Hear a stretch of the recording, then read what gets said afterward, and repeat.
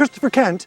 Welcome to Flea Market Mania. We're here at the Berks County Heritage Center in Reading, Pennsylvania. Folks from all around have come to enjoy the 20th annual Berks County Heritage Festival, and they brought their antiques and flea market finds for us to appraise. So come on, let's get started. I'd like to welcome you both to the show, and your name is? Tom Kupczewski. Tom, nice to meet you. And your name? Sue. Sue, hi. Okay, what have you brought us here? We should put this one out as the mystery to the audience out there so they could tell us. But you tell us what we have. It is a sewing machine to sew, for shoe repair, to sew your soles on, and it's a hand crank operated one. The electric is to heat the bobbin tub. All right, I don't know if you can get all sorts, see this. We have beautiful cog and wheel mechanism here as well. Your bobbin, all of your mechanics in that direction there. It's a really, really fine piece. The beautiful plaque that they have on this, you've got a container, the box, and so forth. Do you have any idea of the period of this particular piece? No idea. Okay, I'm gonna say this is probably not as old as it looks, number one. My feeling is this is probably the teens, latter teens, 20s that we're looking at, okay? And number two, as far as the dealer and or collector that would be interested in this, anything of the mechanical nature, this has a very, very strong selling point. How did you come by this piece? The person I worked with had bought out another shoemaker, and he said, here's a box, it's a sewing machine, take it with you. You take in everything that he had, whether it's good or bad, and it was a locked box that said sewing machine.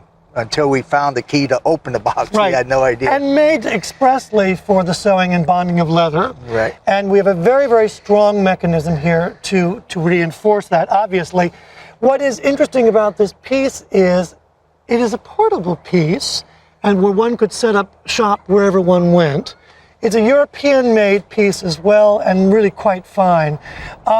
Any idea, approximate value? No idea. So it was picked up and handed to you. He owed me some money. I said, well, well, you owe me this. How about if I swap you for that? So we swapped, even better. Well, I'm not sure what the amount was that in fact was owed to you, but I would say easily that a collector and a dealer, not just in mechanics and mechanical objects like this, would be willing to pay you upwards of $1,200 for this particular piece. It really is quite fine.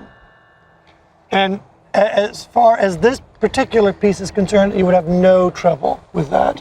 So I hope he didn't owe you any more money than that. No, that's... Oh, good. We made out good. Good, well done. And I thank you very much for bringing it in.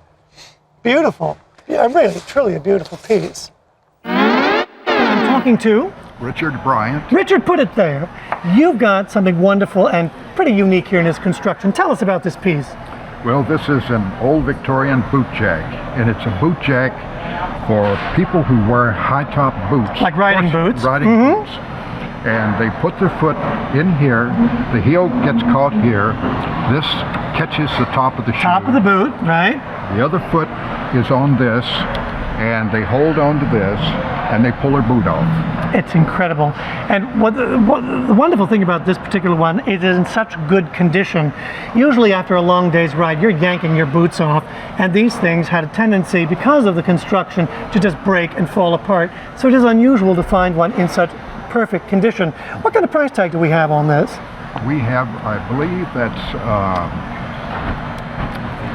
Is that what we're looking at right there, $600? Yes, $600. But I think, frankly, you're right on the mark because it is unusual, the construction is good. Where'd you find this piece? We found it at an auction in Frederick, Maryland. I don't know how many people have asked me when they've seen similar ones to this, and certainly not identical, what on earth is this? You know, is it a 19th century fly swatter? What does it do? And I get all sorts of incredible questions about this stuff. So now you know the definitive answer is the tall boot jack. And it's an absolutely beauty. Definitely American. These were also made in Europe. They were made really anywhere where there was a tall boot that had to be taken off.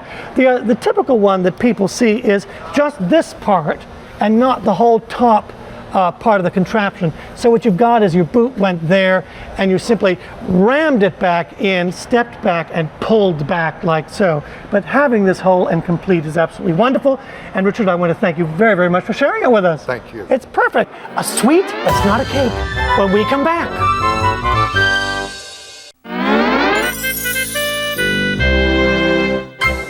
we're back and I'm talking to Dan Glutz. Dan. Tell me about these beautiful pieces of furniture here. This is unusual in the fact that it's a full set. You usually just see lone chairs, but we have a full set. It's black forest, made in Germany.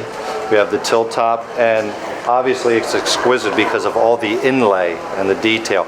A lot of time, a lot of work. This is the type of set that when it was made in about 1860 to 1880, was very expensive back then. So it's obviously still expensive today. Beautiful. And you bought this from a collection, you found this? I bought this out of a house, sweet. believe it or not, out of a farmhouse. It was a pride of place, pieces of furniture. It very much so is. Now, just technically, we have with all the inlay work, it's probably very unusual to find them in such perfect condition. Any recommendations as far as how to preserve inlays and things to do and not to do? Not use it at all. That would be what. Hands off, in other words. Obviously, because of the delicateness of the chairs and everything, it's not something you would want guests just plopping down on. Right. It's obviously a showpiece type of furniture thing. Although it was used, I mean, the chairs you can see were used. The table is in excellent condition. There's a little bit of wear on the chairs, but mostly with your woods and stuff, a little bit of natural lemon oil and just simple common sense will keep it for a long time. It's lasted 120 years so far. So. Keep the water off it, which is really going to just pop Don't up set your... any glasses with water or anything like that on it. Absolutely beautiful. We've got some pen work in here as well, which is all part of the inlay. Really beautiful. What kind of price tag do we have on this? I'm asking $22.50 on it. I would sell it to you cash for $19.50 because you're a special friend. It's a deal. It's absolutely a deal at that price. It's great craftsmanship. This is the type of stuff that you could go in 10 antique shops and probably not find. Okay, for people watching who are not familiar with this kind of furniture from the Black Forest, American equivalents to it that might confuse them from a curve? Well, a lot of the German carvers came to America during the Victorian time, so a lot of the American pieces are similar simply because you got the same German craftsmen over here carving it. So it's easy to make that mistake. It really is, but usually, with this type of inlay with the stag, I believe these are called edelberries, or that type of thing is really prolific over in the German area. Well, it's beautiful and they're unique, as you say, that you have them all three together, and I want to thank you very much for sharing with us. Chris. I'd like to welcome you to the show, sir. And your name is? Peter M. Pugliese. Peter, nice to meet you. And you are? Wendy. Hi. Now, we've got two rather huge pieces of furniture here, which we couldn't bring in, but we've got great photographs of them. What can you tell me? What do you know about this particular piece? I know very little except for the fact that I'm told it came from a mansion or a large house or castle in Europe. Okay. And it is a couple hundred to several hundred years old. I know it's walnut, and the story goes that this is a hunter because the hunters used to put their arm here, drink spirits, and lie about what they could have shot. Good. Okay. Good story. I like that. All right. Let's move on to the next one here. Let's see what we have here. Let's look at this one. All right. What can you tell me about this one? We were also told that came from a large mansion castle. Similar story. All right. Very good. All right. Let me cut to the chase here with this particular one. I like this idea of the hunter and so forth, but let me go back to this one as we're blowing away here. Hey, come back here. Here we go. Probably this is style, first of all. Let's go there. You're right in that it's about a couple of hundred years old, number one. Stylistically, however, this is probably made 1830s, 1840s, okay? Now, second of all, it's done in what's called a Renaissance Revival style, all right? That would apply to the other one as well. Both are very similar in style. And I would say that the origin of this particular piece, and there are a couple indications which, if we had the piece here, we could just open it up and look, is probably Germany, Bavaria, Czechoslovakia. That's one part, possibly. The other would be French, but my leaning is probably more towards Germanic. for a couple of reasons. When you open up the door here, what kind of hinge is on that door? This is putting you on the spot. It is a wooden hinge. Okay, next question. If I recall. A wooden hinge. A wooden hinge. Pivot. A pivoting pin hinge. Pivoting pin. Thank you. That's what I wanted you to say. Let me feed you your lines here. Okay. We have a pin hinge, which is actually fitting into the framework of the case. Correct? Top and bottom? Yes. Thank you.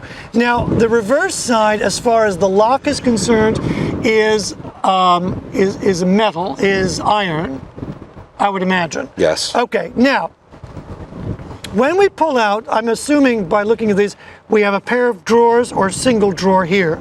When we pull out this drawer, do you know, can you tell me what kind of dovetailing we have, how the front of the drawer is put together with the side of the drawer? Yes. All right, and how is that done? In a key, a dovetail, or is it rounded and pegged? It is rounded and pegged. Oh, kiddo! My time period is absolutely where I'm supposed to be. Thank you very much. You've answered all these questions. These pieces were in part machine-made and handmade.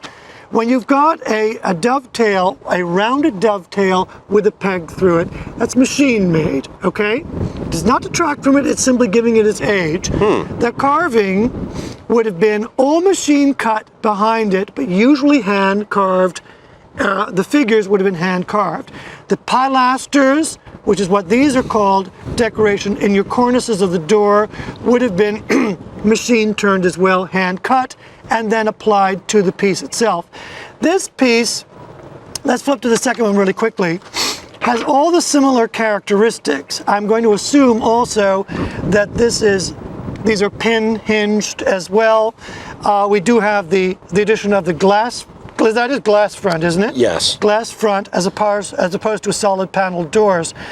Same style, the Renaissance Revival style as well.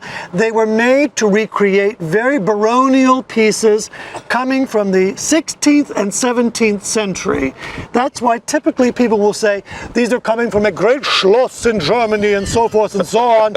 You know, these were made for the burghers, the good, strong, middle-class German family that had some money, okay?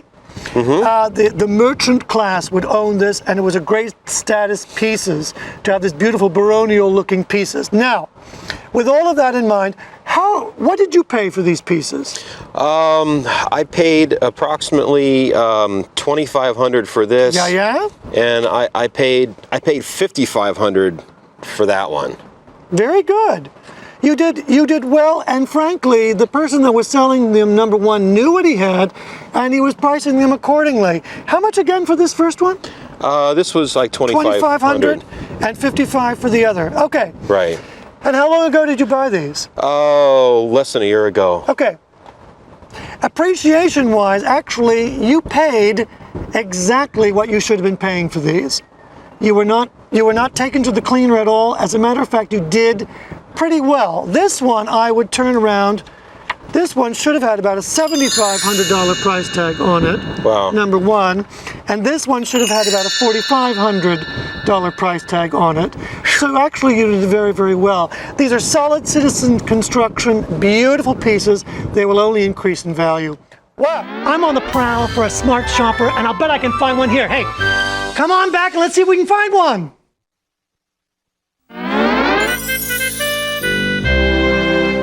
Hey, I'm on the prowl. I'm gonna see who I can find.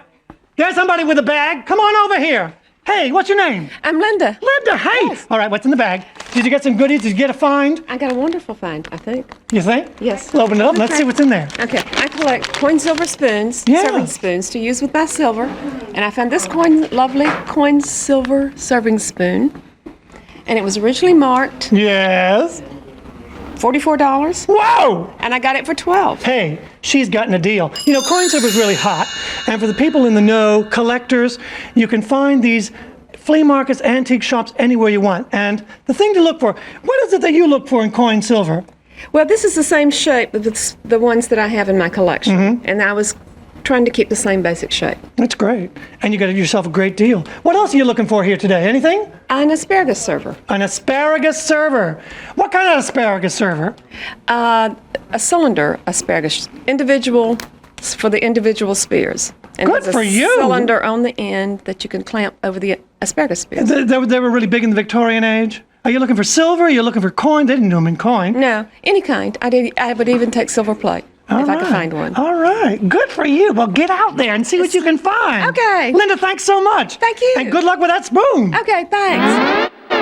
I'd like to welcome you both to the show. And your name is, sir? David Blumberg, nice to be here. Good Thank to you. have you here. And your name, ma'am? Shirley Courtner Blumberg. Shirley, nice to meet you.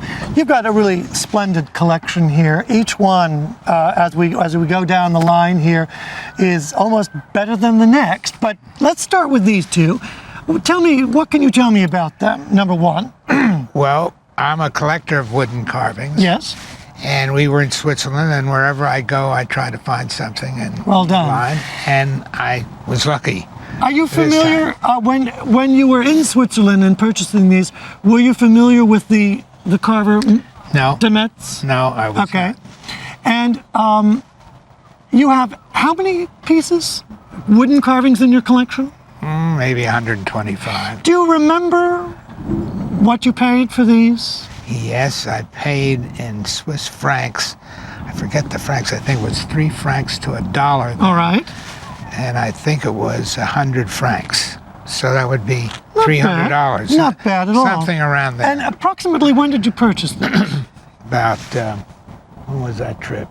15 years ago? About that time. Yeah. It's hard to say. Well, if you do any sort of research on Martin Demetz, number one, he's a registered and listed wood carver. Number one.